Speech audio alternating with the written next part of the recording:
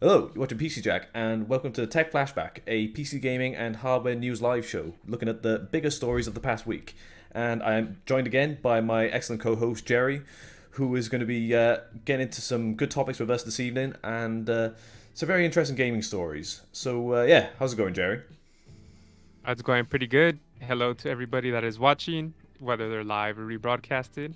Shout out if you watched the previous episodes. You guys are dope. And I'm actually excited to be talking about this. We're both gamers slash PC builders, so it kind of all ties in together. Hell And yeah, some little random stuff.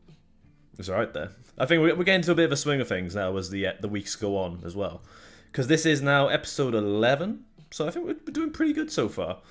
So yeah, we got a bit more of a gaming-centric episode this week with some big news coming up as we do head into June with a lot of game festivals and shows going on. So I think we should just get a little bit of a warm-up going on. We'll just have a bit of a chat and we'll get into some of the stories in just a few minutes. So yeah, so how was your weekend, Jerry? I was pretty good, man. Got off work. They actually gave me 2 days in a row. Normally I haven't split, but I got off work, went to my brother-in-law's. He had his birthday party. He never really had a crazy party before, so his wife went all out. It Oh, fair enough. was interesting. Yeah, they had like a big old marijuana piñata. It was like A 40 pounds, marijuana dude. piñata. Yeah. Okay, that's not something I've ever heard of before. But okay, I can get on board with that. That's cool. But yeah, Yeah, you. we were gonna put some edible candies, and we're like, nah, just in case some kids get candy, we don't want them getting into that. They're like, oh yes, sweet. And you're like, no, it's not for you. Yeah. And then her cousin had a her cousin had a birthday, and then her friend's birthday was the day after. So had a pretty long weekend. Nice. It sounds pretty packed out. And you've been working on part two for the vlog. Yeah, the Las Vegas, the honeymoon part, or the Las Vegas part of the honeymoon. A So lot of editing, guys. This is gonna be a lot longer, a lot more stuff. is this where What it we got? starts to go into more of like the hangover type part of like the vlogs? You know, Yeah, it like doesn't get that crazy, but you might be able to tell I was kind of drunk the night before because when they show me like the next day talking, my voice is all gone and I'm all tired. So oh, keep nice. an eye out for that. How's your weekend, man? Not too bad. I can't even remember what I did this weekend. I got a video done. I know that was one thing I did this weekend. I've been getting back into Hades again because I'm hooked on that game. It's just too good. So I was playing a bit of that on the weekend and just generally hanging out and chilling with the missus and whatnot. So yeah, it was pretty chilled out. But yeah, got a video done, which I was quite happy about. I don't know if you've seen it for the Mini ITX build getting a bit of a turbocharge. Do you see that one? I haven't seen that video yet. I No, saw that not you not the posted video. I about. mean, there's a picture of it. Like I put a 3080 in my Mini ITX rig. That's it. Oh yeah. I saw that. You mean you put a rig around your 3080? Yeah, you could put it that way. But yeah, so apart from that, that'll be out end of the week. But like other things on the weekend, I can't remember what else I did. I watched Doctor Sleep. I don't know if you've ever seen that film, the sequel to The Shining. That was pretty good. Was it No, now? it's pretty good. If you do like The Shining, I definitely check it out. But it's got Ewan McGregor as well, and obviously got a chat about Ewan McGregor as well, just because of Obi-Wan Kenobi. So before I say any more about it, like I want your 2 cents because the first 2 episodes are out. Like hit or miss? What do you reckon? Um, I'll keep watching it just because it's Obi-Wan and Ewan McGregor. But it's okay. I guess mid. Okay, I don't know. I don't know if that's too harsh. I liked it. It's the beginning of a season, so it's kind of, it's got to take its pace. of I course. just Yeah. the only thing I don't like is they're always going back to Tatooine. They're always doing the hero sad story. And doesn't want to do I can the see theme. that. There's a bit too much sand going on. I think that's the situation we got. They did go to a different planet in the second episode, which I can kind of get a bit more on board on, like with. But I don't know if I'm seeing this too much now because obviously for the prequels with Ewan McGregor, I may be seeing that like as a bit too much nostalgia because those are the ones that I grew up with. I still watched the original trilogy, but the prequels are just the ones I grew up with, so I'm maybe a bit more sentimental about it, and maybe that's why I'm a bit more like excited to see Obi-Wan Kenobi back again. Could be, Okay. but like there were certain parts I liked, and there's certain parts I like. Could be better, Like but the whole little Princess Leia running around thing was kind of weird. It's like, all right, I feel like is it they're that difficult focusing to a lot catch a on this. 10-year-old girl? Like, Yeah, I know. They were running. I was like, they were running into trees and stuff. I was like, all right. also something I don't think I've seen many people chat about is Flea is in it from Red Nah, I Hot Chili don't know. Peppers. Do you Oh, not is know he? Flea? Which was he? Was he one of the? I'm gonna find this for you now. But yeah, he's one of the people chasing Princess Leia in the woods. Oh, Uh, okay. I'm gonna find He him was now. one of the guys stumbling around. Yeah, he was gonna do like a mega bass solo in the middle of thing. Here we go. After Yeah. they caught her. That guy. That's Flea. I've cut him off. That's Flea. I have to wait. I have to wait to see it on the stream. Worry for the delay, but yeah, well, I don't know why, but they had Flea from Red Hot Chili Peppers appear in an episode. I suppose that might be like maybe like Oh, okay. maybe a dream of his to Yeah. eventually be in Star Wars. But anywho, just I was really taken aback to see Flea just show up out of nowhere. But Yeah, I didn't know he was from Red Hot Chili Peppers. That's cool. are you not a Red Hot Chili Peppers fan? Is this what you're telling Yeah, me I now? like the, Oh, you like? Oh, you I like like their them? Okay. music. Yeah. But I just never really, I guess, paid attention how they aged. I suppose, yeah. They were the first band I ever saw, and that was in 2003. Oh, nice. And Where was that at? It was in the city closest to me, Cardiff. Which for anyone in America is probably like, what? What's Cardiff? I don't know what that is. But anyway, they played there, and they were supported by James Brown, which I thought was pretty cool. Oh, that's awesome. Obviously, because he died the year after, I think it was. It must have been, yeah, 2004, James Brown died. Bit of random, like, trivia about James Brown, if anyone was interested anyway. But yeah, so I saw Red Hot Chili Peppers back in 2003, that would have been. So it would have been 8 or 9. But yeah. But I've seen him in Star Wars now, so like that's a dream come true that I never thought I was ever going to have to acknowledge. But yeah, how about we get into the first topic for today, Jerry? What are you thinking? Sounds good for me, man. Let's get this going. So let's do it. And our first story for today is Sony announces Horizon series for Netflix, God of War series for Amazon, and a Gran Turismo show. So if anyone's been out of the loop, Sony have been pretty relentless in getting a lot of their getting their games to the big screen or the small screen. As we've seen with the Uncharted film, they're doing the Last of Us TV series with HBO for the people who did Chernobyl, I think. And now they're stepping things up even further, and they're going to do a TV show based on the Horizon, I was going to say Horizon Forbidden West, Zero Dawn, that series, along with God of War and Gran Turismo. I don't quite know how they'll do a Gran Turismo TV show. Is that going to be a bit like It's kind of crazy. bit like Need for Speed? Because they did that one with Aaron Paul. Maybe something like that. Anywho, let's take a little look at what we got in this article. So, 3 major PlayStation franchises are getting TV adaptations, with Horizon going to Netflix, God of War to Amazon, and Gran Turismo to a currently unannounced platform or network. Revealed in an investor briefing on May 26 and confirmed by industry insiders including David Gibson on Twitter below, Sony President Jim Ryan revealed during a Q&A that the company was expanding its entertainment adaptations even further. So I think we were already anticipating something in regards to God of War getting picked up by some sort of network. I wasn't familiar with Horizon getting picked up at all. And like I said, I think Gran Turismo has just taken everyone by surprise because I don't know how they're going to make a car show like that. But it's going to be pretty interesting to see where they go with this. And so if we start with Horizon first, that might be quite ideal for Netflix with their struggling subscriber base already at the moment. And I think they're kind of playing their last card a bit with Stranger Things, the latest series, which is like the final one, I believe.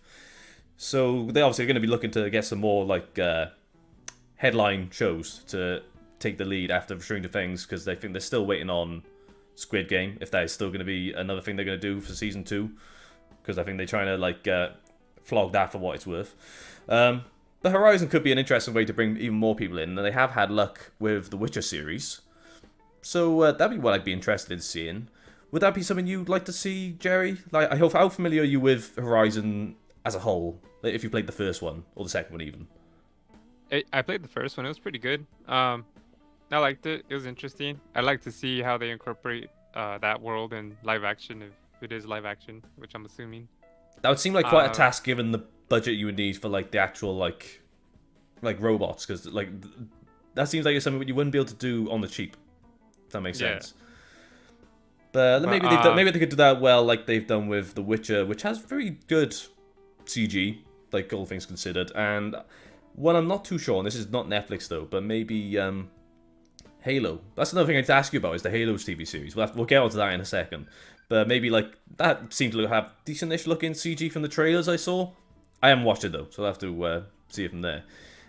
Piece of Us Vlogs. Has there been a really good show / movie based on a video game in recent yeah, memory? What do you not think? that I could really.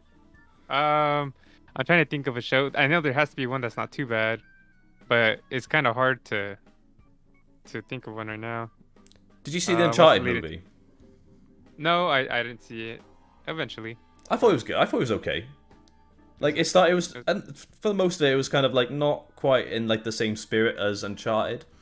And then towards the end, it does like start to really like capture that essence of what it is to be like that sort of like Indiana Jones type feel with Tom Holland. But I thought it was okay. It's better than some other ones.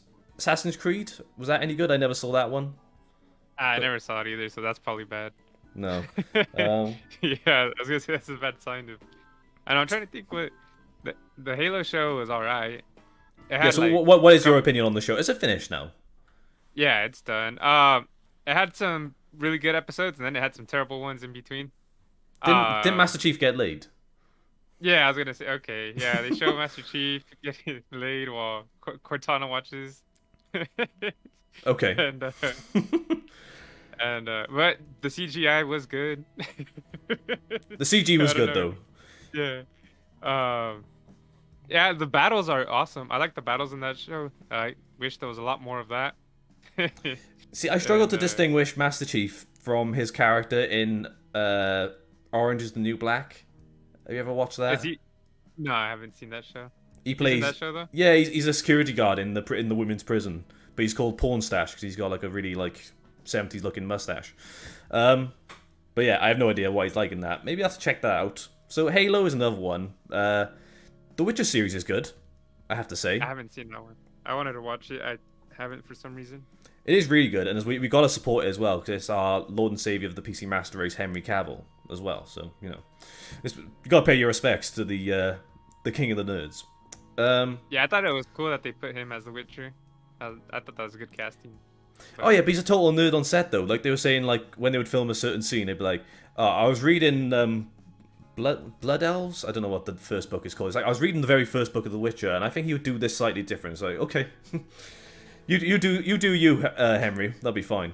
But that's a good series, I'd say. Halo 5 out of 10 for Piece of Us. Okay, that's not But great, not terrible. But, yeah, that makes sense. I remember growing up on the original Tomb Raider film, the one That's, with Angelina Jolie. yeah. That was pretty Did good. you watch the new Well, one? pretty good at the time when I was like 8 years old. I thought, damn, this is a really good show, a film rather. Can't think of any other ones at the moment. Prince of Have you Persia did a seen the film. new? Have you seen the new Tomb Raider? That's pretty sure. The new Tomb Raider wasn't too bad. It was okay, I never saw that one. but yeah, it wasn't too bad. I don't know, but this is like 6 out of 10, 7 out of 10 territory. Like, yeah, it was nice watching it, but I'll probably never watch them again. Prince of Persia, that sounds terrible. Never seen it. That's with Jake Gyllenhaal, that one. Yeah, And yeah. as some people on the channel may know, I am quite the avid fan of Prince of Persia, and didn't quite get it right. You know? No. No, I don't think so. But Yeah. I was gonna say, if anybody watching this, if you guys can think of a good video game adaptation, let us know. Maybe we either seen it and it'll spark a memory. But man, they do terrible with the source material, or it's kind of hard because when you play a video game, you're controlling it. So watching, I guess, the story roll out is not as nice.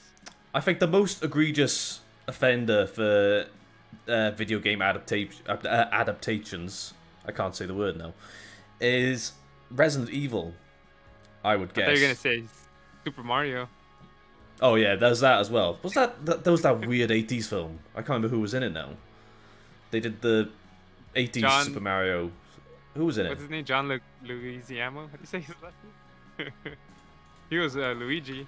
I don't know who they had as Mario. Yeah, I don't know. Yeah, that one was bad. I remember seeing that like very like briefly as a child, but not like really being able to understand what happened. 1993. Oh, it wasn't the 80s. It was 93. Bob Hoskins and John Luigi. How do you say that? Lugazizmo. Luigiamo. Lugazizmo. Oh, that guy. I didn't realize he was in there. Oh, okay. Yeah, if anyone doesn't realize, this is the guy who was in the Mario film. So this guy played Luigi. Aren't they making a new one with Chris Pratt as Mario? Yes, they are actually.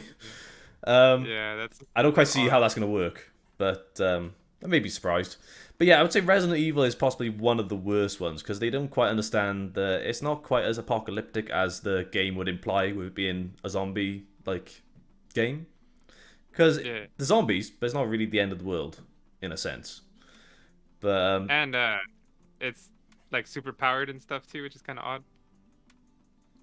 But I thought that was the thing though. They're like empowered zombies or something like that. But then as soon as a Hollywood exec understands the word zombie, they're like, oh, apocalypse. That's what it is. But I don't know. Maybe they'll get it right with this next one they're doing on Netflix, which I think is a series. I think either a series or film. Not 100% sure. But I guess the one I'm looking forward to out of this is a God of War. I'd be interested to see that. Especially, I don't know if they would adapt more of like the original like early games like sort of story. Yeah, that's what I was wondering.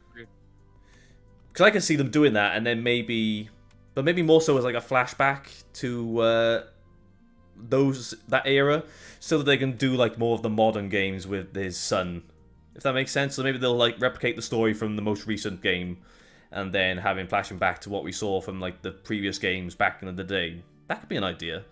But I see people fan casting Nick Offerman as Kratos as well, which I thought was quite interesting. But I think I saw the guy from 300. What's his name? Gerard Butler.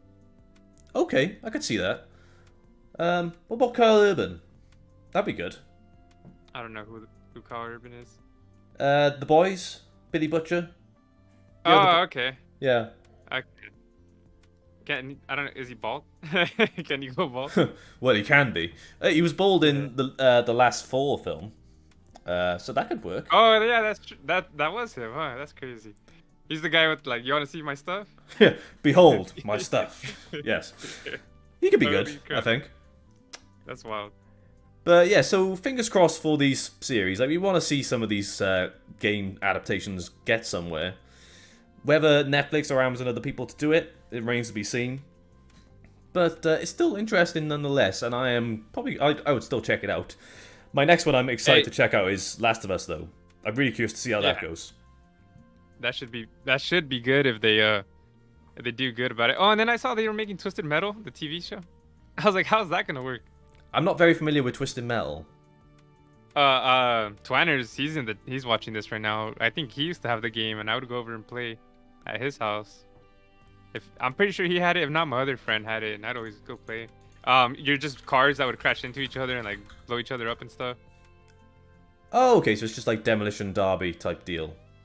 Yeah, kinda. And there's like little power ups and stuff. It was a fun game. But yeah, that's what I'm saying. I don't know how they're gonna get like a story out of that, or how that's gonna look. But Anthony Mackie is in it. What is he in this? Is he?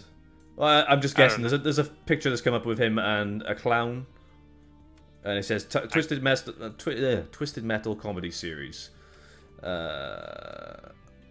Yeah, Twisted Metal Peacock Lands live action video game adaptation starring Anthony Mackie with series order.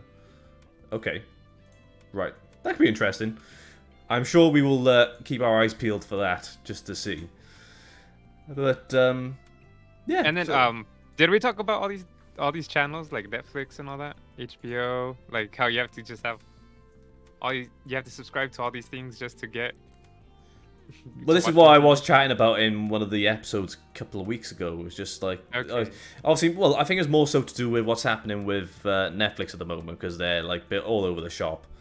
But it is getting a bit ridiculous now, where like it's more like you're actually paying for like like actual like TV cable with the amount of streaming services Yeah, available to you. it's literally cable. You have everything bundled, and it has channels and shows. And like, Exactly. what is? It's like, what is this? How many do you have, out of curiosity, that you subscribe to? Well, I'm lucky for the fact that T-Mobile has given me some free apps. So it's giving me Apple TV for free, Paramount Plus for free. This is not like an ad. Okay. It's giving me Okay. Paramount Plus for free. So I have those. Oh, I have Netflix for like $5 because of T-Mobile. So I have those three. I pay for HBO, which is my favorite one. It's probably HBO and Apple TV, just because the content they have is so good. I've literally just I got don't. a login for Apple TV. I've been gifted a login by my mother, so I can finally check Nice. it out and see about Ted Lasso. I've heard that's good. Ted Lasso's Um, good. Severance is a really good one. I would recommend that. is Adam Scott in that one? Yeah, I believe so. I think Yeah, that's I think that's the one. Yeah, but the only ones I only pay for Amazon Prime, Disney Does Plus. that count? That's because Amazon Prime's free. I just pay for the shipping of Yeah, it. I get free. I get I I get free get I get free shipping on PC parts, and I can also watch The Boys starring Carl Urban as well. So it's a win-win. Um, Disney Plus as well for the Oh yeah, Marvel I got shows, Star Wars, stuff like that. Then I've got Netflix, but I've been scrounging that off my mother as well for the past decade, so I don't think that really counts. But I did have Now TV. Is that a thing in the US? Now TV? I think it's like Sky. No, I don't think so. It might be like a UK thing now, I'm guessing. Yeah, but I used to have that, but I cancelled that because I just didn't use it whatsoever. But I don't know. There's a bit too much choice at the moment, so you do have to kind of like certain ones you can kind of like opt in, like you say, oh, I'm going to watch this for a month and then go for something else and take it from there. Apple TV Plus is legit. That's why I need to figure out. I need to go through and actually give some of these shows a watch because I haven't gone through. There's a one with Jason Momoa as well. Spy, not Spy. C. That's it. See, I haven't seen it either, but I've been told it's good. Yeah, a piece of his vlogs. He's had Apple TV since day one. He says he claims he said there was only like 3 shows on there when he first got it. Well, And he's raking it in now. He's got plenty of options. yeah, I would recommend Severance. That's probably one of the newer shows on there. And What is it actually about? I have no idea what it is. you have like two personalities, your work personality and your at home personality, and like they can't remember each other's life. Okay, And right. you opt in to do that. You get like a chip in your brain, and so I mean that's Oh, all I okay. can really say. Yeah, because it's kind of like a mystery. That sounds pretty interesting. I could give that a go. I do like Adam Scott though from like Parks and Recreation, Step Step Brothers Brothers. as well. Might say it Yeah, sounds a little different to that type of thing, but you know, yeah. I'd be up to seeing that. But obviously, like we are kind of spoiled for choice at the moment, and we do have to kind of like pick wisely in a sense, depending on what we actually want to go for.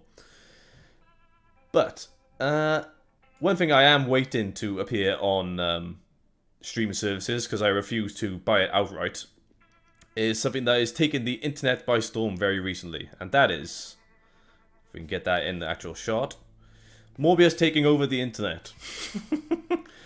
I don't know how much this has just become the biggest meme of the decade. Have you seen Morbius?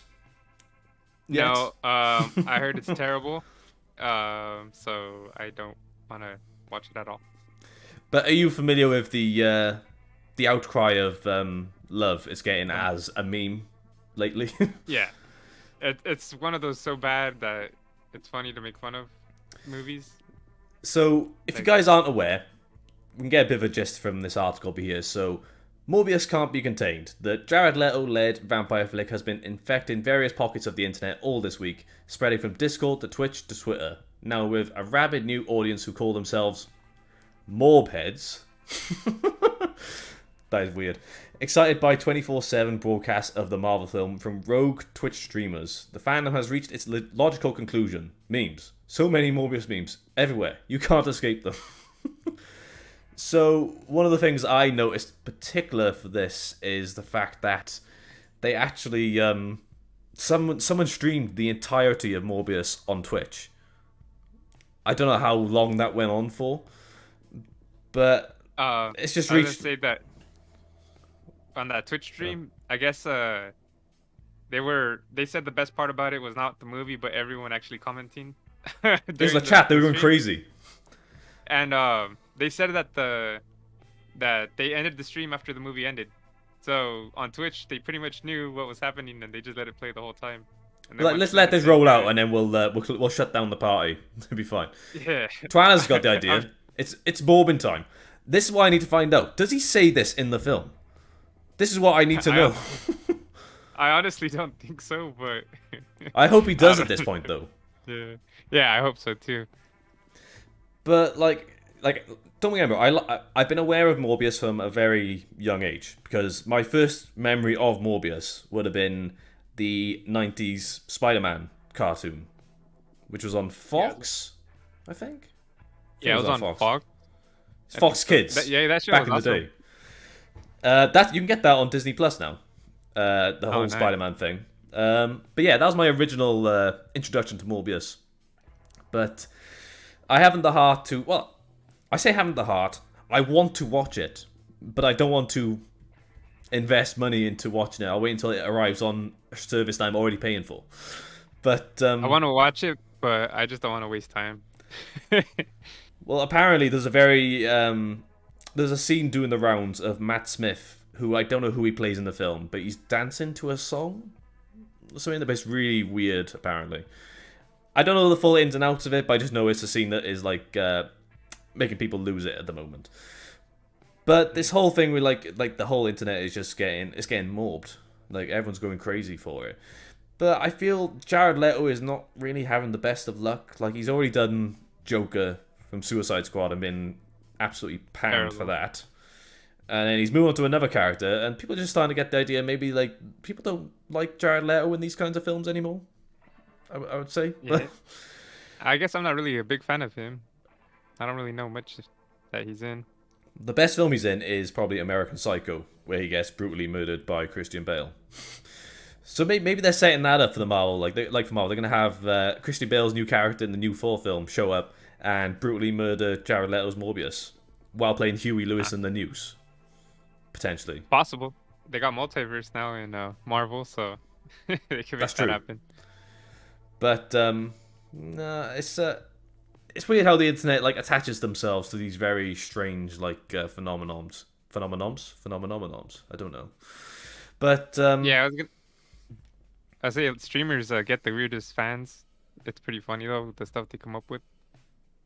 I like it. I don't know. It's just one of those films. I think it needs to be seen to be believed. I think, but I don't even know what to believe yet. The fact that I'm desperate to hear them say it's Morbid time. Actually, I did see one bit of the film, and is the post-credit scene, which has been absolutely panned. So I don't think it's much of a spoiler. I can tell you it now if you want. Yeah, that's fine. I'm never gonna watch this. Does the chat want to know what is the post-credit scene for Morbius? I'm not going to show it. I'm just going to briefly sum it up because it is apparently absolutely atrocious. If the chat is I thought you were. If the chat doesn't want me to say it, then I'll leave it. But it is dreadful.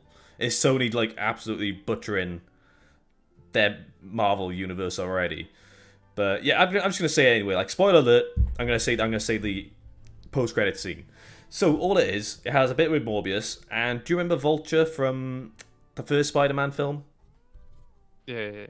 So Michael Keaton's Vulture. So he shows up, and he's a couple of guys are getting together, something to do with Spider-Man. And I was like, okay, so the chat agrees now. They want me to say so. If you've seen Spider-Man No Way Home, you know there's the whole thing where the villains come into Tom Holland's universe, Spider-Man. But Morbius is outside of that. So why is Michael Keaton going to that universe and be like, oh, it has something to do with Spider-Man? That's a very vague explanation that's nearly as bad as the Rise of Skywalker being somehow Palpatine returned. But anyway, there's that, and he's like, oh yeah, maybe it's something to do with Spider-Man bringing me to your universe. Perhaps we should team up. And then Morbius is intriguing, and that's it. Oh wow, that's crazy. Why does Sony not know this is absolute bollocks, essentially? But honestly, I don't know why Sony keeps doing this. Just messing up, making terrible movies and Spider-Man movies, and just keep popping them out. It's maybe you guys should chill. And But if you just, think about how let well Marvel. received Vulture was in Spider-Man, the one done by Marvel now, not Sony, like he was really highly regarded from how good of a villain he was. And it just sounds like this film. I don't know why his context is for the rest of the film, just having this post-credit scene, but like it just seemed like they butchered him. And like Michael Keaton isn't particularly familiar with how these Marvel universes work. He's just an actor. He gets paid. He shows up. He does his job, which he does very, very well in certain scenarios. But he's not going to keep up and know anything about what's going on in these like multiverse stuff. But Hey, they probably didn't even give him any lines. They're like, all right, we're recording. And they're like, hey, what are you doing here? He's like, I don't know, some Spider-Man stuff or something to do with them. And they're all sold. No, there you go. That's how you make a end credit scene. that's it. He's landed then. He's got his paycheck and he's happy. Yeah. But this whole thing with the internet getting obsessed with Morbius, I do think that I need to actually see it to actually understand what is going on. But I can leave it. Said, live stream the Rise of Skywalker. You want me to live stream the Rise of Skywalker? Is that a fate worse than death for some people? I don't know. I don't want to go too far. I know that the Star Wars can be a very divisive topic, so I don't want to like soil anyone's opinions too much of that. But the one thing, yes, Piece of Us just reminded me now. Into the Spider-Verse was really good. That was a really good film, to be fair. Did you see that one? Yeah, actually, that's true. That is from Sony as well. So the animation studio is good. Maybe stay away from the live action Spider-Man stuff then. Yeah, that's it. But it was the guys who did the Lego movie did that, I think. And that film is absolutely awesome. Yeah. Have you seen the Lego movie? Yeah, I saw the first one. I haven't seen the second one. Same, I haven't seen the second one, but the first one is absolutely unreal. But like it reminded me back in the day, like back before my YouTube production days. This was when I used to do a lot of stop motion as a child. So I had an absolute ton of Lego sets, and I would make stop motion videos of Lego characters. Spider-Man in particular, I had lots of Lego Spider-Man, so maybe that's where my passion for Spider-Man and Morbius actually originated from, was from making stop motion Spider-Man films. But that's besides the point. For now though, They should have had you direct this, man. You could have probably did a better job. Sony, I'm available. I'm not very experienced when it comes to cinema, but I'll give it my best shot because I know how to. Don't say the biggest. I know how to film a video of a computer part. I don't know if that qualifies me to make movies, but like, you gotta take what you can get. Anywho, shall we move on to our next story for today? We're actually we're flying through these. We're gonna have to. We'll have plenty of time for our closing discussion today, I think. So Yes, this is the one I've been excited for this for a very long time. And I think if anyone knows how much I like roguelites, in particular Hades, will be interested to see this. And it is Steam database listing suggests Returnal is coming to PC. So, if you're not familiar with Returnal, this is one of the big first-party titles for the PlayStation 5 that came out in 2020, I believe. Not 100% sure on that, but yeah, it's been rumoured for quite some time after, funny enough, it was a story from my first ever episode of TechFlashback, which is quite strange to think about, where there was a leak from the GeForce, the infamous GeForce Now leak, which included a lot of first-party titles from Sony, with Returnal being one of them. Another one of those leaks from back in the day was for God of War and Uncharted, and as we've seen, that became true. So it looks like this is also going to be joining them. So as we can see on here, a game listing for what appears to be Returnal has appeared on Steam's database, suggesting the currently PlayStation 5 exclusive could be the next Sony game to appear on PC. There isn't an explicit reference to Returnal in the listing spotted by @Nibelian, I think there is on Twitter, but there are several mentions of names and locations from within the game.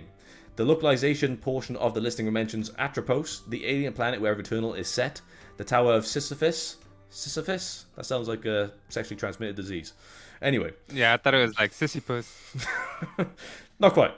Returnal's Endless Mode and Helios, the ship from which Returnal's protagonist arrives in and respawns from on each run. And I believe this is a little screenshot of the one there. What we got? Okay, here we go. So then this is what actually appears in the Steam listing.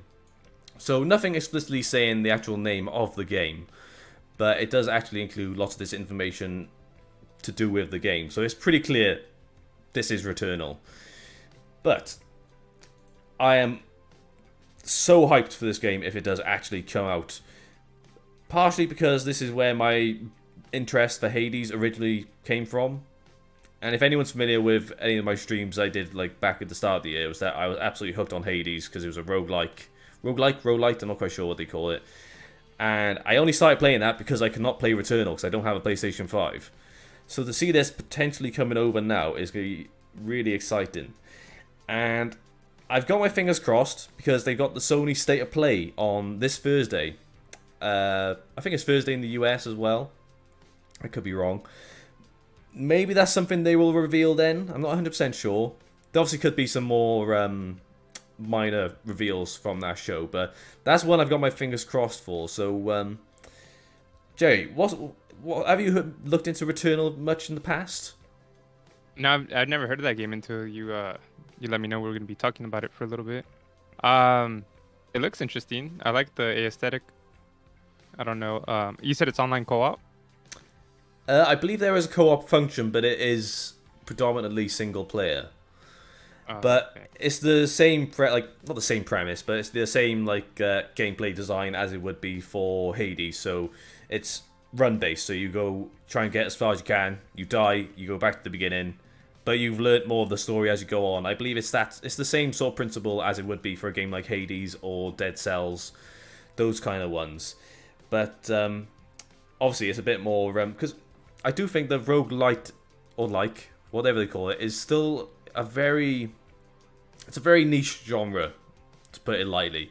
But it's a genre I think is more popular on PC than it is on console, I would say. And I think that is possibly true because I can't quite remember now, but I think the sales for Returnal on PlayStation was around 600,000 units, which in comparison to other titles like Horizon or God of War is quite a bit less. Admittedly, that is a first-party exclusive, so it could be a little less than normal, but it's not going to appeal to everyone, is the main thing. And a lot of people did find it very difficult, partially because there wasn't even a save function during runs. So if you started a run, you had to finish it. Didn't matter, you had to stop, you had to finish it. But I think they have actually added a save function now, which is good. But it's not going to appeal to everyone. But what's Twanner's? He said he's heard it's good, and somebody told him it's better than Elden Ring. Now that's something I'd be very interested to decide for myself, because I very much enjoy Elden Ring. And if it was better than that, I think I'd probably sink an absolute hell of amount of time into this game. Especially if I do like that, not repetitive gameplay design, but that gameplay loop of going through, maybe a bit like Deathloop. I don't know if that's a roguelike. It's a bit more unique compared to that, because I think the more you go through that game, you progress, but you still go back to the beginning in a sense. But that's a game I need to finish. I started it a while ago, and I only played like 2 hours, and it was pretty good. But if it did come to PC, would that be one you would try out, Jerry?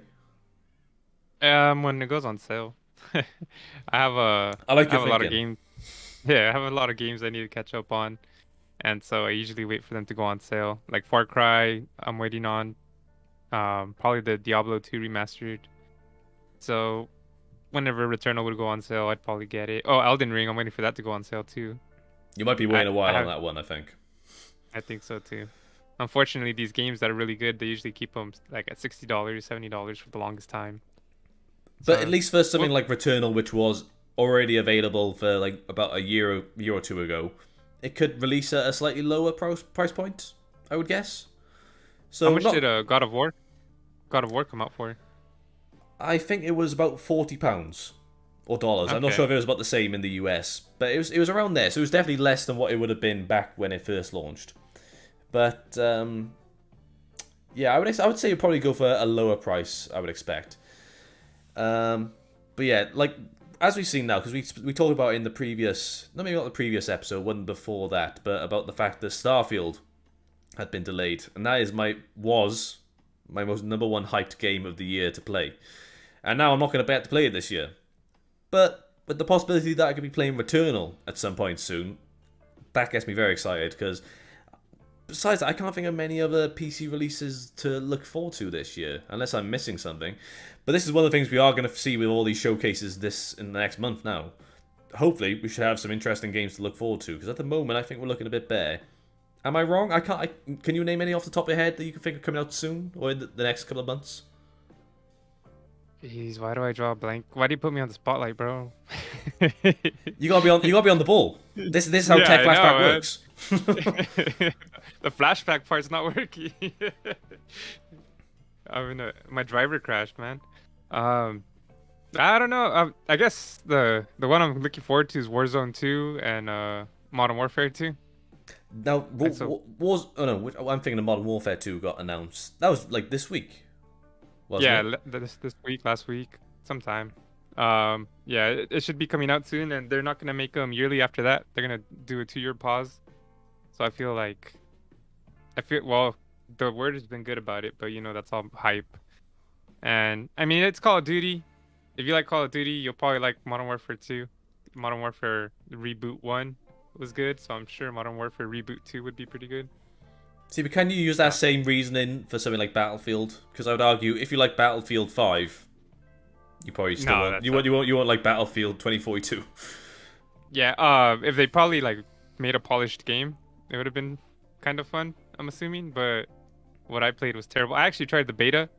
I guess technically I'm not supposed to say this, but who cares?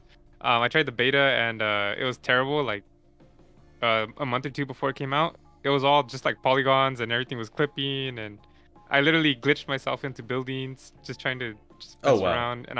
And I was like, yeah, this game's not ready to come out anytime soon. And surprise, surprise, it wasn't. This is a bit of a trend we're seeing at the moment. I don't think it's the best way for the games to be going so far. But I believe I have a beer delivery. But if you could go into a bit more info on what's happening with Modern Warfare 2, because I'm not that familiar with how COD is released at the moment, but I do think they kind of need to stagger it a bit more, because I think people are getting a bit bored of the grind. Is that the wrong thing to say? But it's getting a bit samey at the moment. What would you think? Yeah. Well, if you want to go get your beer, go for it. The thing about Call of Duty, a lot of people don't like the World War II as much. They don't really change the game too crazy. They actually put terrible guns. Well, they don't put terrible guns. It's just the guns in World War II are terrible compared to the guns now and in the Vietnam era. So everyone likes that type of style. No one likes having the single shot guns. And then the other half of the people that don't like Vanguard or that World War II setting is because it's not historically accurate, which is kind of crazy for a Call of Duty game, But have they ever been known for historical accuracy? Is that the thing? I guess, kinda. Like, I guess for the certain time period, they're gonna have interesting things, but I don't know. I think Call of Duty's mostly been, well, at least since the Modern Warfare, it's been about just the fast-paced stuff blowing up. Just a interesting story, I guess. They used to have really good. I remember when it was more known for the campaigns being really, like, well put together, though. But I felt like that went by the wayside after a couple of, well, I'm not quite sure when it actually happened. But I remember the last one I played both the campaign and multiplayer, was World War II, which was 2018, I think. And had a good campaign, and I also really enjoyed the multiplayer aspect of it. And that was probably the last COD I was fully into, because I played a lot of multiplayer on that one. But I don't know. That's when they had those loot crates. That's what started like the loot crates, actually, where you would win random items in like a spin or something. Do you remember the drop boxes? Was that in like the, I don't know what you would call it, but like the sort of like the communal hub where like the players would gather? The lobby. That's what I was thinking of. Call it the lobby. That's it. Yeah, I couldn't think what I was talking about. Like, I don't play much multiplayer. This is the problem. We are gonna have to try and have a shared stream where we do like some sort of like I'm trying to think now. Either Halo Infinite, or maybe I will have to actually go out of my way and try COD. And What would you recommend? Would you team up? Would you want to go 1v1 deathmatch? What Yeah, I'd would be you down want to for a do? one versus One one. versus one. Nice. It'd be up to you. We could start with the one versus one and then go from there. And which one would But you prefer? Which one would you recommend? Halo Infinite or COD for the multiplayer? Like what's the word I'm thinking of? I need to pop my multiplayer cherry a bit more because I'm slightly lacking in that after only playing CS:GO the last couple of years. So I guess maybe it'd be easier for you to pick up Call of Duty, just if you're just gonna pick up a game. okay, But I mean, I don't know if you want to go on one-on-one on Halo 2, but it's a little more difficult. I feel like to just pick up and try to do good.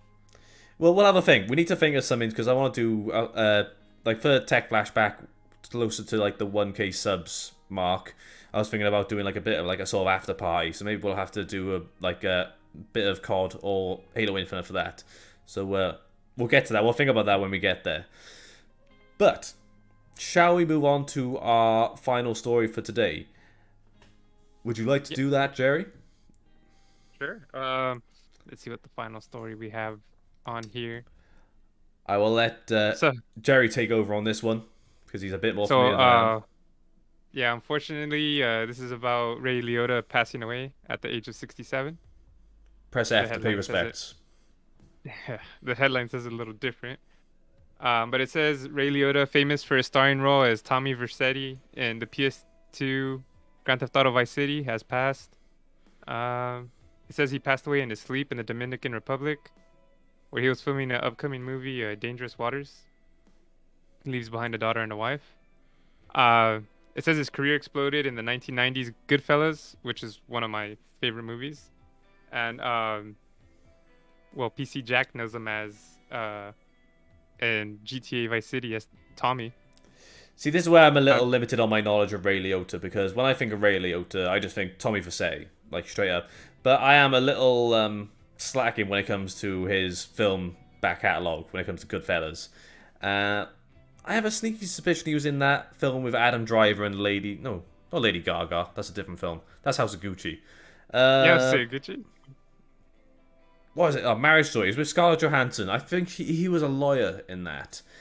But I'm sure there must be something else I've seen him in. 'Cause he's got to be in an absolute ton of films like throughout Have his you career. seen the movie Blow with Johnny Depp? Nope, I haven't seen that one. He's his dad on there, and We'll tell you what, you Goodfellas. can go a bit more into like the film side because you're a bit more well versed in what he's I- been in. I would say he was also in Call of Duty, the one where you got to break out of the Alcatraz, the zombies. I don't know if you remember that, playing that game. I'm not too sure. It was like the Mob of the Dead. Yeah, I think it was called the Mob of the Dead, and you got to break out of Alcatraz, and you're one of the four characters are like mobsters, and well, he's one of them. Okay, So he right. voice acts in that and has his actual appearance. But yeah, I mean, I would recommend watching Goodfellas if it's a pretty good movie, especially for like one of those mob movies. I don't know if you're Okay. interested in those. Well, funny enough, like I think this was about towards the sort of like start of like the lockdowns and whatnot, like from like early COVID times. Like me and my girlfriend sat down and we made a list of an absolute ton of films that we hadn't seen before. And we're like, right, we're stuck indoors. We're gonna get through as many of these as we can. So the one in particular, like, the closest I could think to something like Goodfellas could be Scarface. That was one I hadn't seen before, and I really enjoyed that. I think The Godfather is on that list. Like, I like to say I've seen quite a fair few films, but I haven't seen the classics like those ones. So I'd probably put like maybe like The Godfather, a bit like Goodfellas, perhaps. I would guess potentially. Yeah, I've never seen I mean, I've seen clips of it when it was on TV, but I've never really watched it like to say I've seen it. Goodfellas, it is kind of like Scarface. I'd say it's probably better in my opinion. Better than Scarface, okay. Yeah, I like I don't know, the story's a little better and the characters are a little better. But I mean, Scarface is pretty dope too. Yeah, like I said, Goodfellas is one of like my favorite movies. It's kind of hard to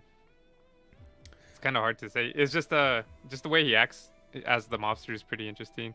I don't want to spoil it, but you know, it has some pretty crazy turns in it. Well, And then I'll try and what check is it out very soon. I want to check that one out. What's his name? Joe Pesci? Joe Pesci? Joe Pesci? Yeah, Joe Pesci. He's in Okay. it. Robert De Niro's in it. Um, Okay. so it's a good crew. And then they also made one with Robert De Niro and Joe Pesci in Casino. If you watch, I would recommend watching those two. But they're pretty violent. I don't know if you don't like violence in movies or something. Well, I can shoot an absolute ton of NPCs in GTA, but when it comes to violence in movies, I can't handle it, you know. But no, violence is totally fine. I can deal with violence. That sounds a bit harsh to say that I can deal with violence, but I think I'm a bit. It's one of those genres I can handle. But yeah, Goodfellas I do definitely want to check out. But the one part of his career I can speak a little bit more, and it's a bit more interesting the way it's kind of like not more interesting, but the impact it's had on my enjoyment as a gamer is Vice City, because Vice City was probably the first GTA game I ever played, I would want to say. And I can remember the exact first time I ever played Grand Theft Auto, and it was over my cousin's house. And my cousin must have mentioned to my mum saying like, "Oh, like can Jack come and play Grand Theft Auto?" And my mum must have been aware of it and be like, "No, okay, you can play it, but as long as the volume's off." I was like, "Okay, that's fine." So there's me like just like shooting prostitutes and beating up people with dildos in Grand Theft Auto, but there's no sound, so it's okay. It's absolutely fine. But that So was it's like if you were deaf. oh yeah, You played the deaf version of it. I played the deaf version of Grand Theft Auto where I just went around beating people up, but I couldn't hear them, so it was totally fine. But that was my Vice City was my first experience of Grand Theft Auto, and if you've never experienced anything like Grand Theft Auto before that, it's a pretty surreal first game to play, I would say, in that respect, especially in terms of like an open world game. And I gotta say, I probably spent more time in San Andreas than I did in Vice City. But obviously, Tommy Vercetti himself, the character, is so iconic to me, not just as one of Rockstar's best characters, but also as the character that introduced me into this absolutely insane world of debauchery that is Grand Theft Auto. Which one of those would have been the first one you played? Did you play Vice City first or GTA 3? I played GTA 3 first, I believe, and I remember it was okay. And then I played Vice City, and that's the one I really liked as well. I was like, oh dang, this Grand Theft Auto thing is pretty sick. And I remember there's like a sword in the mall. Oh yes, yeah. There's the samurai sword in the mall, and yeah, I just remember getting that and going on a killing spree. I feel like it sounds a little crazy. But I feel like with Vice City, that was the one that got me into the series. So I played a lot of that. But then by the time San Andreas shown up, that one like kind of just absolutely dominated like the series as a whole for a very long time. And that was the one I probably spent the most time in, probably more so than GTA 5, I would guess. But there was a really good. I don't know if you want to say if it was a bug or if it was a cheat, but there was a multiplayer aspect of GTA San Andreas, which I'm not sure if you ever encountered. Did you see this? Yeah, like the split screen? That's it. I don't know if it was split screen. I think you had to be within the same vicinity of each other. Sorry. That's it, yeah. I think it was that. But then you choose like a random characters. You could play... player 1 is CJ, and then player 2 can play like a redneck from NPC. Like the other county, or yeah, just a random NPC. But the exploit came from if you equipped a katana, or the samurai sword, whatever you want to call it, and player 2 decapitated CJ, and like I think we've all seen the typical like GTA character, decapitated, blood going out everywhere. Then obviously the multiplayer session will end because player 1 has died. But when you reload back into the main game, CJ will have no head. Like, he just will walk around with no head as if he's totally fine. Did you ever see that before? No, I don't think I ever did that before. I'm not a psychopath, and I don't chop off my friend's head. This is how much San Andreas I actually played. I am going to prove this, though. If I can't find this on YouTube, I'd be amazed. But this is something that me and my brother did an awful lot of, which sounds a bit strange. But this was a genuine exploit you could actually use. Well, I say exploit. It's just it doesn't even help you. Can you still get shot in the head? Yeah, exactly. You could like you still act as if you got a head, but like it would just let you run around with no head. And I think you would have to actually reload a prior save to get decapitated to actually fix it, or maybe reload the game. But I don't know if I'll find it on here now. But I'll post it on like the Discord if anyone else is on there. But it definitely was a thing that you could do. But obviously going back to Vice City now. Like, I think if you looked back on, like, GTA 3 and how much it was, like... It was innovative at the time for becoming an absolutely massive open world, but also innovative in the sense that it became the most controversial game of its era. Not era. At the time. Because if it was basically being talked about by a lot... Well, it's kind of similar to what all things going on with the video game discussions that typically happen around these shootings and whatnot. The similar crowd trying to spit off the thing about violence in video games and whatnot. But anyway, by the time Vice City came around, the whole 80s like Miami Vice aesthetic of the game is what really grabbed me in and propelled that series up to where it is today, essentially. And that's why people are so desperate to get back into Vice City if GTA 6 is actually set there. But with Ray Liotta's influence on Tommy Vercetti as a character, he's just become renowned as one of the most highly regarded, like, well, not even GTA characters, but Rockstar characters of all time. So, I only thought it was right to include him in today's episode as a little mention. Not a mention, as like, in memoriam, if you want to say. Pay our respects to an absolutely iconic video game voice actor that is going to be truly missed, as well as being a highly acclaimed film actor as well, of course. But also his contribution to video games as a whole is extremely profound. So I will drink to Ray Liotta on that, and also I will promise to actually check out Goodfellas. That's my obligation to that topic there. Then. Yeah. Well, cheers, man. Cheers. So I'm not quite sure if you had anything else to add to that, but that's my general feelings when it comes to like Ray Liotta for his impressions on me. But like I think the main consensus to come away from this episode with is that I need to actually watch some films with him in as a start. Yeah, like the Goodfellas is a good show. I think it's like 2 hours long, so that's not bad. Whenever you do have the time, go ahead and check it out. Yeah, I really like. What is it, Martin Scorsese? He made Goodfellas, I believe. Oh, it was Martin Scorsese's one, is it? Yeah, I believe so. Correct me if I'm wrong. All right, let me check it out. But yeah, I really like his movies. I like those gangster movies, or not the gangster, but those mobster movies, like of those times. They're just different. They're interesting. So, like I said, Ray Liotta's performance in there is great. It shows him growing up to, getting into that world and being on drugs and stuff too, and how it destroyed. I guess it was based on a true story, as much as that, whatever that means when it comes to movies. Well, I would expect for like the mid 1900s, there's a lot of inspiration for mobster films, essentially, especially after World War II. This isn't going to turn into a history lesson, but I think it'll be a lot of like where sort of Italian Americans would originate from with coming over after World War II, and that's where this like a lot of these like mafia mobster types start to become more popular in like fiction, I would guess. That'd be my best bet anyway, but that is a genre I need to try and explore a little bit more of, and Goodfellas could be a good start.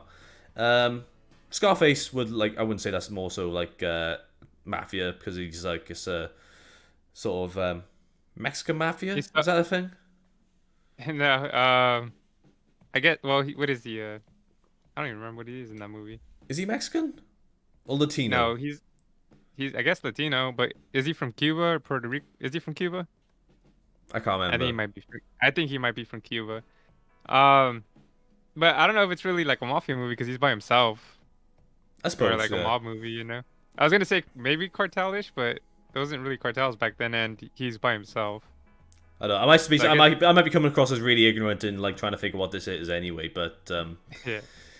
Uh, yeah, I that's guess it's just a drug movie, I guess. he just likes drugs. And That's the thing. so, yeah, I don't know. Have you seen The Departed?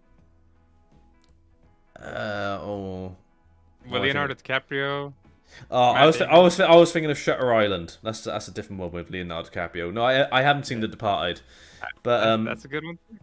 I'll have to I add that think one to the list. I've got a lot on there that I need to see. I feel like I've seen a lot of classics in my life, but I do think there's a lot that is missing from my list. So I heard. I'll make that my solemn swear to the chat that I will watch Goodfellas and The Departed as well. Unless there's Yeah, any dude, other ones those that are people good. would recommend for Ray Liotta, I'd happily check those out as well. I don't think The Departed has Ray Liotta. It's just a good movie. And I heard. I guess since we're talking about movies to watch, I heard that what Top Gun with Tom Cruise. Okay. Everyone's saying that's pretty good. That See, the new one. yeah, I struggle I with never saw I the. struggle with Tom Cruise though because I'm a bit like he throws me off a little bit because he gives me creepy vibes. So, like, I don't know, but that'd be another one to think about as well. Like, I'd have to watch the original as well though because I never quite fancied that one growing up. But I like some Tom Yeah, me Cruise neither. films, like Minority Report. That is a really good film. Do you ever see that one? Mm-mm. That's Tom Uh, Cruise in it. that's it, yeah. That was like Yeah. 2000, something like that. What was War of the Worlds? So I suppose I like some films with Tom Cruise in, but like he does give me like some strange vibes with that Scientology background, you know. But I don't know. Hey, Maybe this is something I need to do on the Discord server. I need to actually have like a film recommendations thing. I think you've got a films one on your Discord. Have yeah, you? we have a films discussion channel. I put spoiler warning too, just in case people want to talk about movies or stuff. Just Yeah. just say you're gonna spoil whatever movie's out, so that way people don't don't read it. Well, I maybe I'll think have to this add is one to the PC Jack Discord as well, because like I think we need to like even after this show like concludes, we'll have to like add some stuff to there as well. But Peace vs. Reckons Top Gun was awesome though. Apparently it is, but it was just not one I grew up watching. It was never really on my radar growing up. But I have heard that they've kind of been a bit not conflicted, but with what they've said about the new one now, they said, "Oh, it's great to see a standalone film bring people back to the cinema." But it's not really a standalone film. It's a sequel to a film from the 80s. So there's yeah, if about people could argue like if comic book films like just rinsing it in because rinsing it because it's a sequel to sequel to sequel. Well, Top Gun 2 is a sequel still, so I don't understand the distinction on that. But either way, it's supposed to be good though. Like they have said that Tom Cruise has. Did you hear? He had a big not breakdown on set, but someone was breaking COVID protocols on set. Did you hear that yeah, he recording? saved the movie industry. He put it on his Yeah. back. He made sure that. Yeah, I don't know if that was staged or not. If that was real, but Obviously, he's it, invested because he's a producer on the film. He's got a lot on the line for that. And as far as I know, some of the very first films to come back to production after like the initial lockdowns, one of which was Jackass, which I find quite funny. They were one of the first ones to come back to production and had some very strict COVID protocols for COVID safety. Besides, like kicking themselves in the nuts and whatever else they do on there, but as long as you can't cough on someone, that's too far of a yeah, stunt. But I think so Jackass and Top Gun would have been one of those ones that first came back after these lockdowns.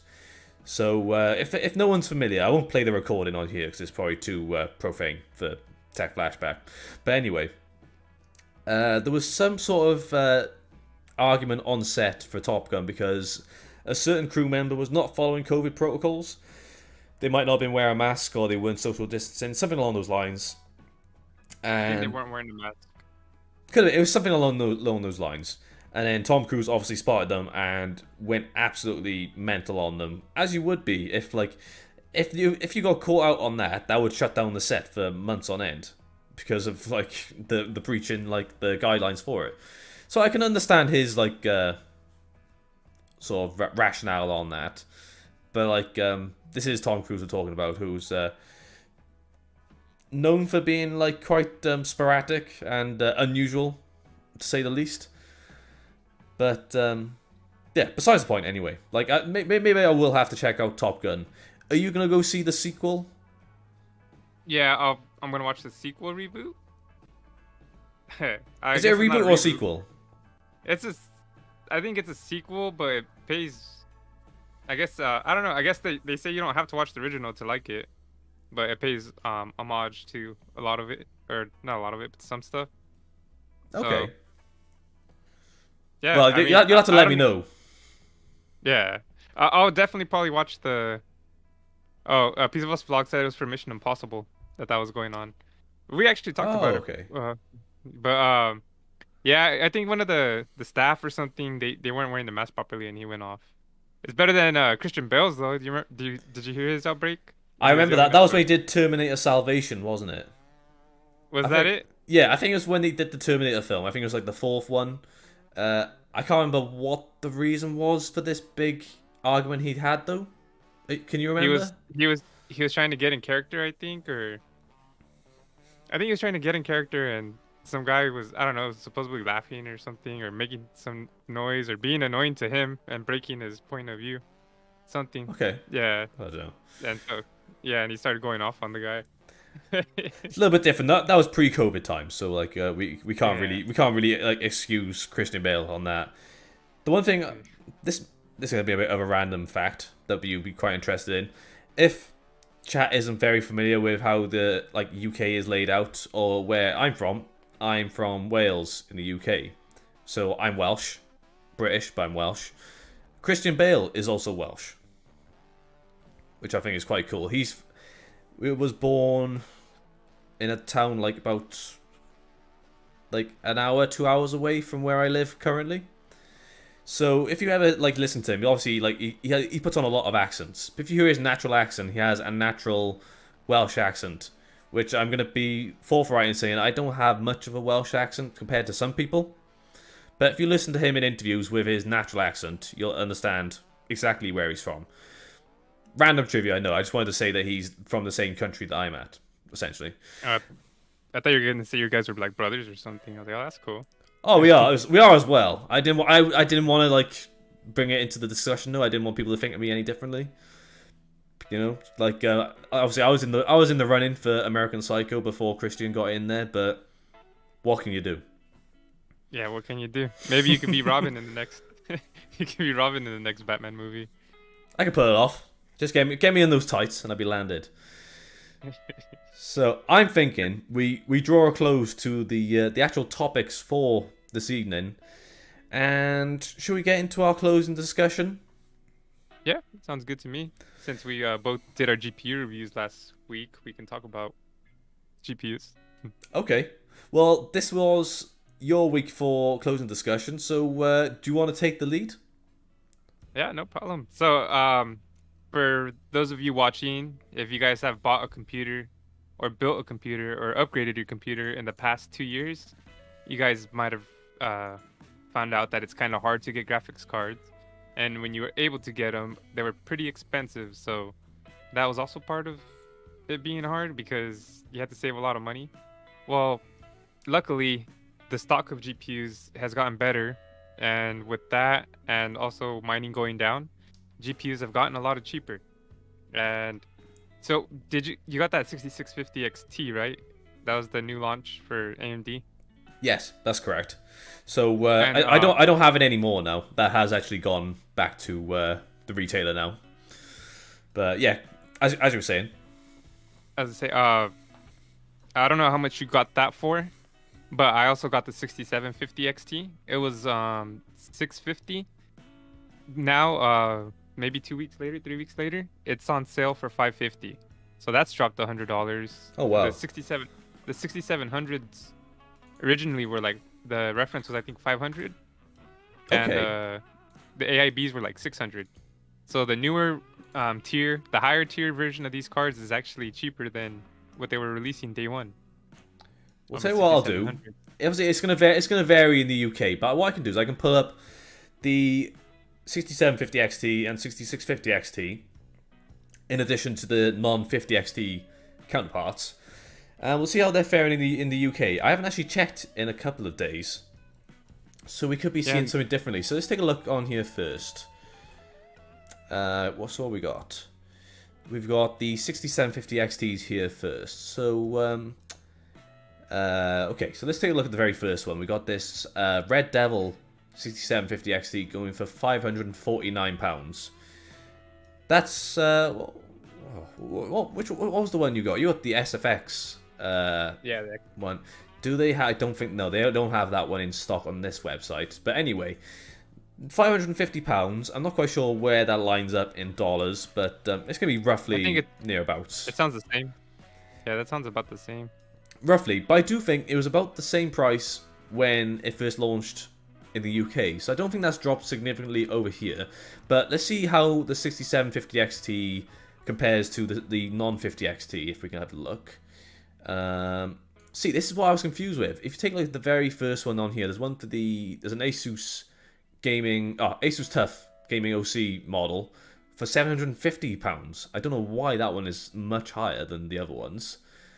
But this is the weird quarrel that I have with there was an argument with the reviewers saying that these were poor value compared to their predecessors, essentially. But in the UK, they're cheaper than the previous versions. So like we just see on there then, like the 6700 XT Red Devil model is £599. So that one is actually about £50 more expensive than the 50 XT, which is technically the faster card as well. So I don't know why that is a thing in the UK. It's very strange. But sorry, go on. I would say the only thing I can assume. I checked the hash rate on the for Ethereum on this, and it's 40 mega hash. I think the regular 6700 had like 48 to 45 mega hash, maybe higher, like 50. I don't remember exactly. This is something I should remember. But anyways, so it actually performs worse when it comes to mining, and that's the only thing I could probably think of it being $50 more is you make more money. AMD dumbs down their algorithms for mining for some reason, like when the newer cards come out. Okay, well maybe that could be a reason why. But then, like we've seen, like I'm going more off of like Ethereum now. That's gone down a lot recently, so maybe that wouldn't be a factor. I'm not 100% sure. But either way, like you can see, right now Ethereum, its profitability is a little higher than it was when you know how you said it tanked. So I think you might see a pause on sales real quick on some of these graphics cards, but it won't be for too long. You'll be finding sales a lot, especially as we get closer to the newer cards. Could be that, but it's still looking like, so if you're in the UK, it does look like you are like faring off a bit better if you want to go for an RDNA 2 card rather than Nvidia's RTX 30,000 series. Let's take a look at the 6750 XT and see how that's looking now. So I had the Red Devil one, which is same price as I bought it for, but they're £431. But if you take a look at the 6600 XT, that is going. Oh, they don't have the Red Devil version. But either way, they've got a couple of other models on here. So like the highest one on there is going for about £450-500, which is, again, it's more than what these 6750 XTs are going for.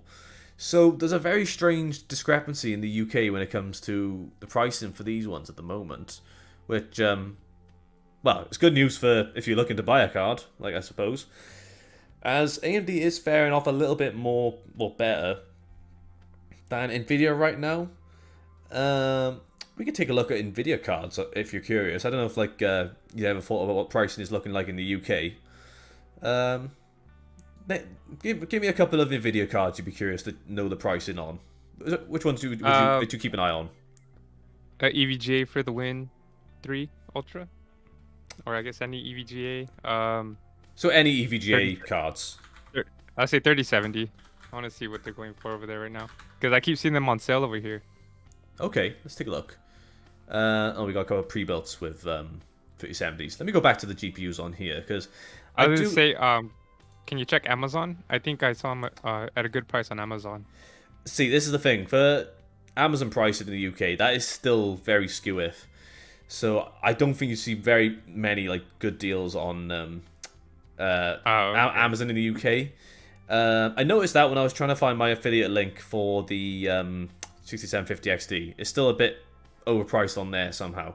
So what I'll do, I'll put up a couple of like the popular ones. So go 3070, 3080, 3090. Won't do 3090 Ti. That's a bit recent, so it's going to be a bit more expensive still. That's gonna be a lot, yeah. Okay, so let's take a look at 1390s first. They have actually gone down reasonably well. Do they have any EVGA models though? That's the question. Okay, so they've got a 3090 for the Win Free Ultra for £1,800. Any idea what you're looking at for one of those in the US at the moment? 3090 EVGA. Or did you look at their actual website, or you just This is on the same retailer. So this is Scan UK. This is the main one you would probably use if you're buying a graphics card in the UK at the moment. At least it's the main one I use anyway. I looked it up right now on Amazon. 3090 for the Win 3 Ultra Gaming is 1699. $16.99. Okay, so it's faring a little better on Amazon then for you. Yeah, it just depends. I think on their actual website too, it's probably cheap. But I would always recommend. I mean, Amazon is great because if there's anything wrong with the card, you could refund it like no hassles. Best Buy is really good over here. You guys don't have that over there. Yeah, this 3080 Ti is 1,220 on Amazon, which is amazing because it's pretty much like a 3090, they say. Okay, what about a 3080 for the Win 3 Ultra? I've got one on here for £898. So near enough £900 in the UK for one of those. That's better than it was previously, but it's still probably a little on the high side for a 3080 at the moment. But there are cheaper models. If you went for, I found the 3080 for the Win 3 Ultra for 870. Sorry, so that's pretty close then. That's the 10 gigabyte one, and I think that's a steal. Jeez, I would definitely hop on that. My 3070 Ti was like $900, so it was more than this. What about 3070 in the UK for us? They don't have they haven't got the XC3. They don't have the For the Win model either. So that's probably one that we're missing out on there anyway. But it does still seem that we are seeing a bit of a decent price drop, and well, just the availability in general is a million times better. Like I could have gone for that exact listing maybe even 2 months ago, 3 months ago, and you would not see a single card available. And we're going off of like, even from me being in the UK, and yourself, Jerry, being in the US, and availability is just like, it's almost skyrocketed in a sense. So I don't know if I'll be looking to purchase anything else myself quite soon. Like I did want to look at a card pretty soon, like the 6650 XT, for a few reasons, mainly because I haven't touched a single RDNA 2 card since they first came out in November 2020, I want to say. So I wanted to look at least one, because I've been shilling hard for Nvidia for the last 2 years, so had to try and look at something new. But we're in an interesting period now, I'm guessing, where things could start going down a little bit more now, but we are going to start seeing some some new additions with the RTX 40 series fairly soon. And I don't know if you saw, but there was a few leaks and rumors coming up about this actually today, about the 4090, 4080, and 4070. I didn't include them in the show doc for today's episode because I felt we probably need to spend a bit more time on that on the next episode, so we might look at that next week. But either way, my teaser. Bit of a teaser for next week's episode. But either way, we are in an interesting period now where prices are going down, but we've got to hold steady, see if they go down any further before this next generation of cards come out. So, would there be any other ones that you're planning on looking at anytime soon, Jerry? Well, I'd be interested in if they do make like the 4080 or 4070. I'd probably try to get one of those. It just depends what's available, is how I see it, because I'm assuming they're gonna sell out quickly. So, definitely. So whatever I can get my hands on is what I'll take. But Yeah, the 4080 probably is something I would really like to see, or the 4070, and just depending on their prices, kind of go from there.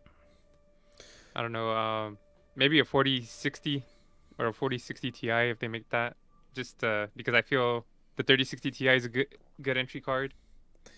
I would Um, just like to say now, just like I'm backtracking a little bit because of what we were that's chatting fine. about in the opening. So when I said about the fact that I've put my 3080 in my mini ITX rig, that means that card is like going solely to becoming my like 4K living room gaming device as well as my VR gaming device.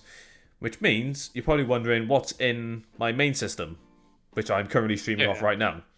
So I'm actually using the 3060 Ti in my main rig. So if you look at it, I've kind of downgraded a little bit, but I'm trying to base this on my main gaming like habits.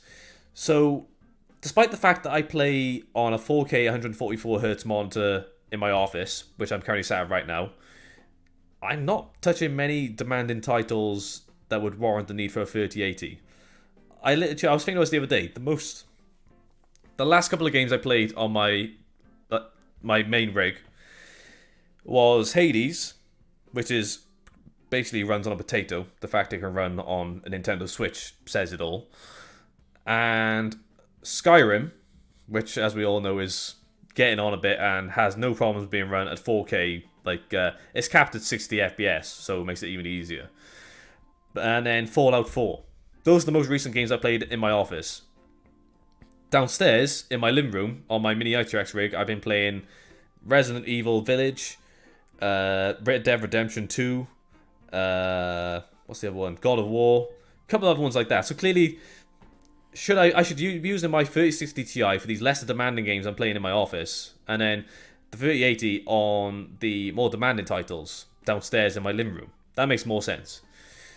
The only things I am going to be sacrificing there is my VRAM in a sense. So maybe I'll see some sort of like reduction in my workload for productivity tasks like video editing.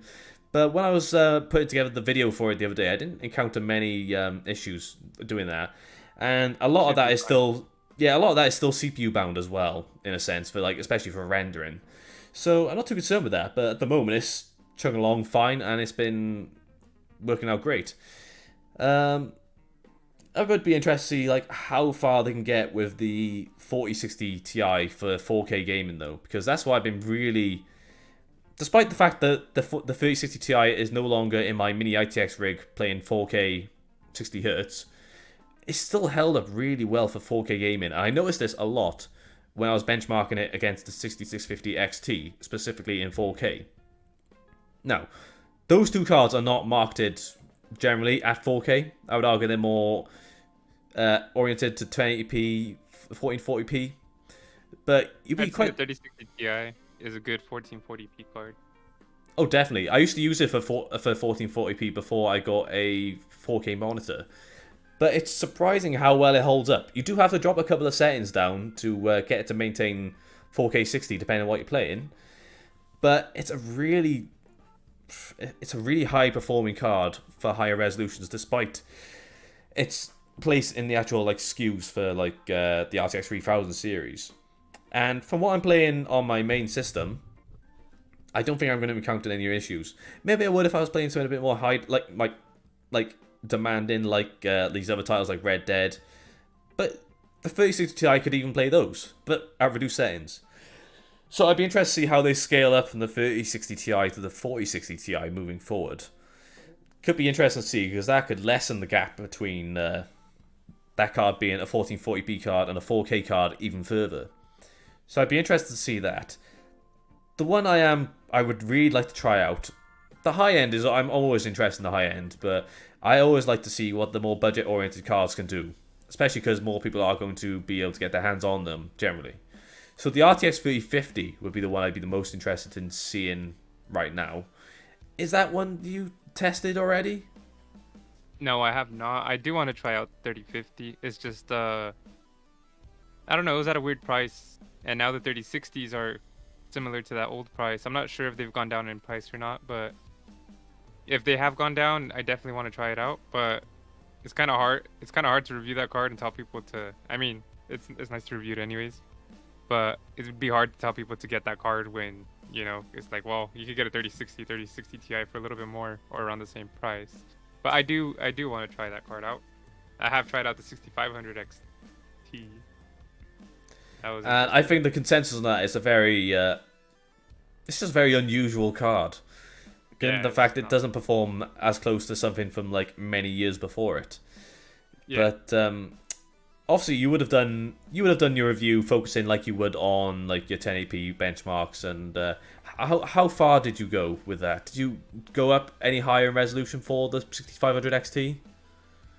For the 6500, I don't even think I stayed at 1080, and I think I did high. No, I did medium or high and low settings, I believe, just to see how it performs.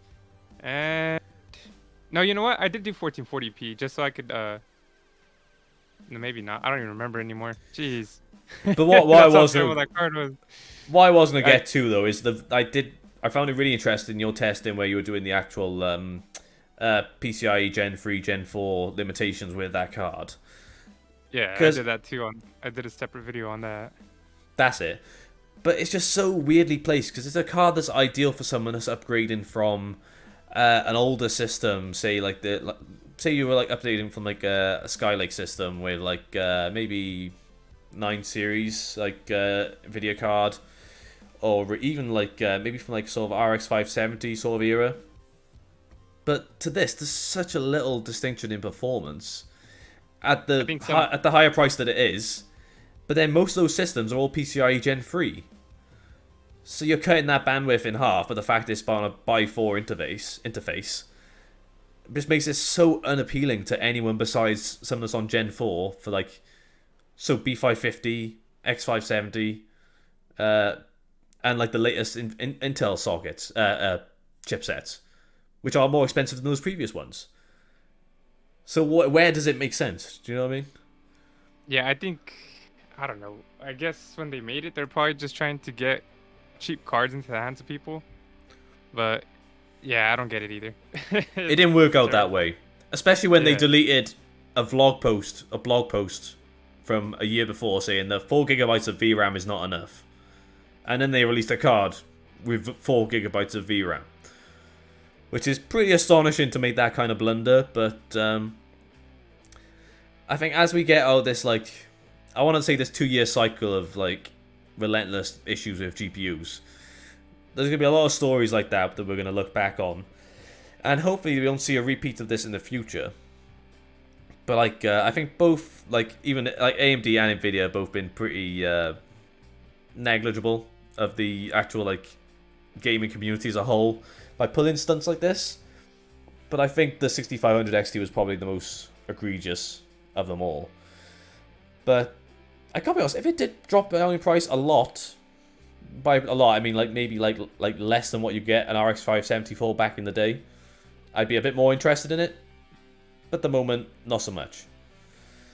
They also made a 6400 XT, which I have not tried out, and I probably won't.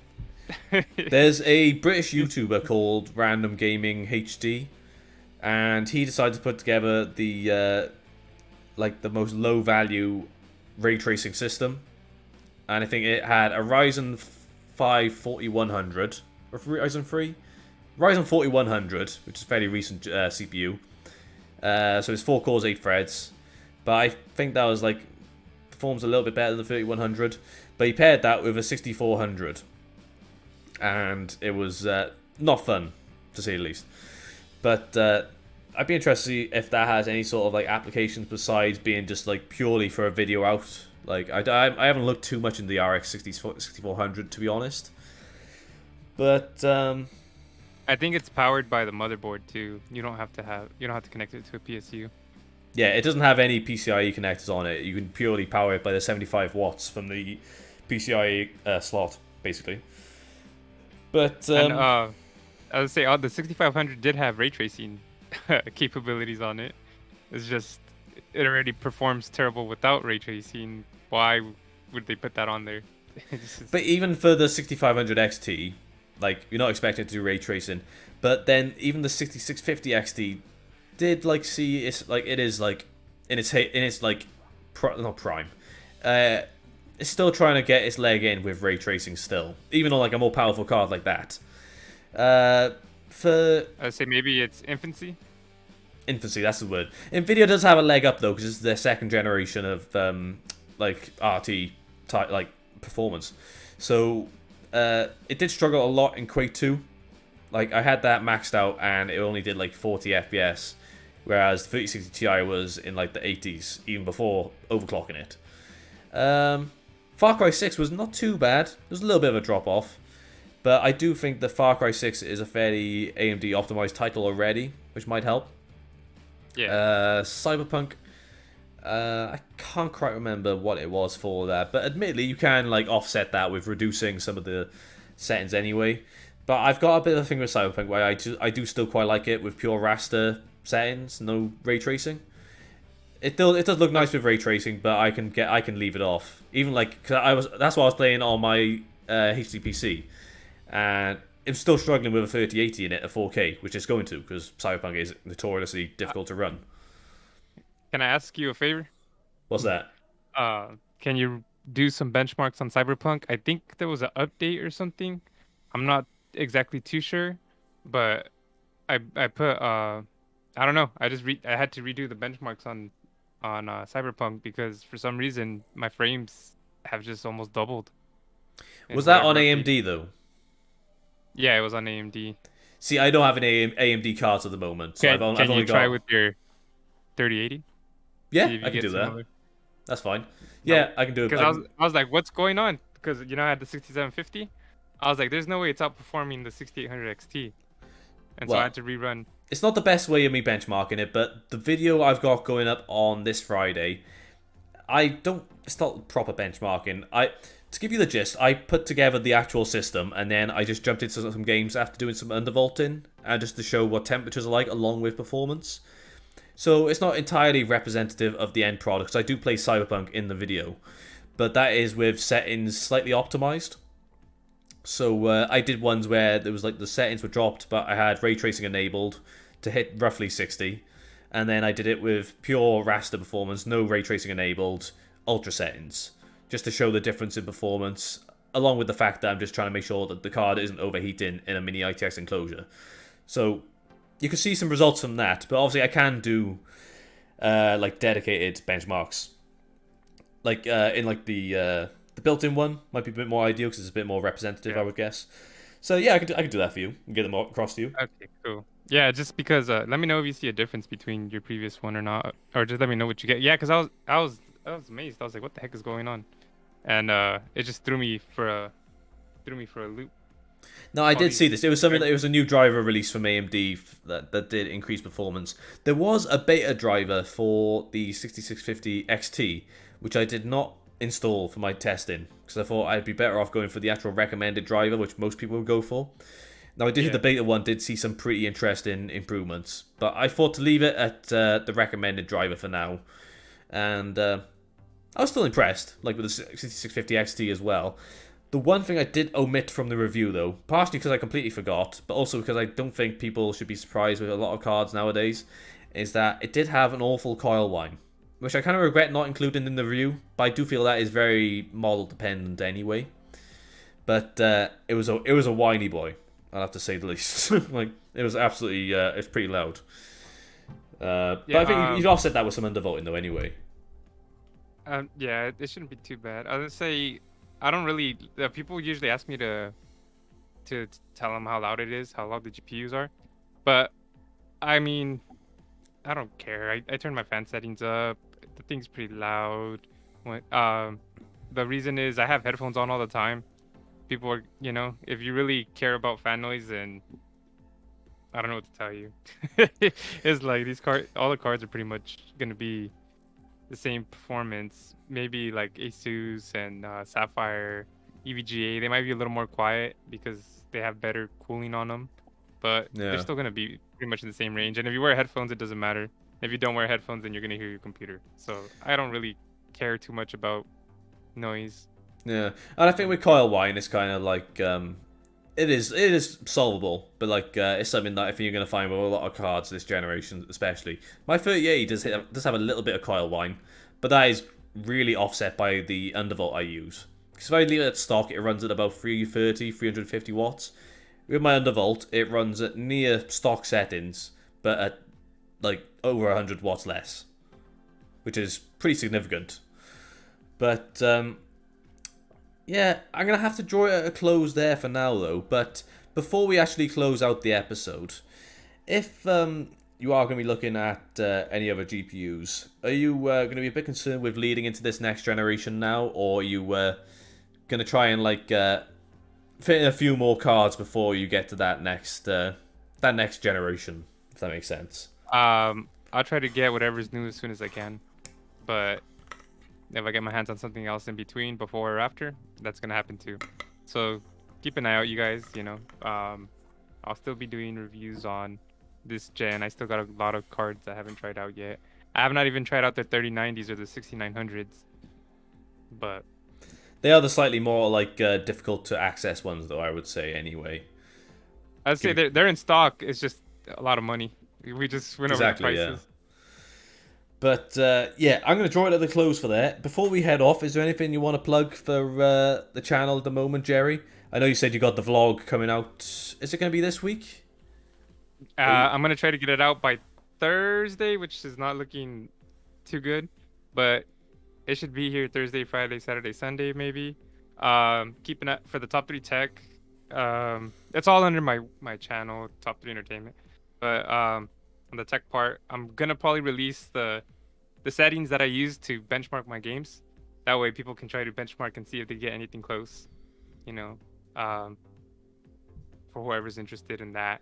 A lot of people, sometimes some people think my results are skewed, or they tell me that other people that they see review cards get different numbers. But I don't know. A lot of them are NVIDIA fans, and they always say that my numbers must be wrong because the AMD ones are so high.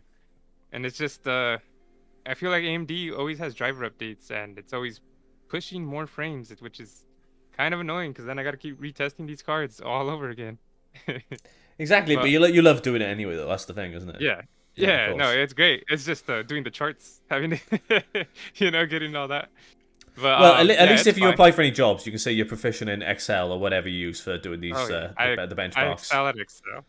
Exactly. Yeah, and it's just the only thing that's annoying is just having to like no way this got this, and then like I have to go back and recheck it, retest it, and it's like, yeah, I'm not crazy, but now the rest of my graph is crazy, so I got to retest. It's just, exactly. I had the same thing. Like it's just at a certain point you've got to step away and be like, right, that's it. That is the number. We got to stick to it. It's going to change over time as driver updates roll out. And it's just par for the course when it comes to reviewing cards. And you just got to make the most of it when you actually do have the hardware. Because obviously, like I said, I haven't kept the card. But like you've kept some of them. But of course, you either sell them on or you return them as well. And yeah, you just got to make the most of it while it's there.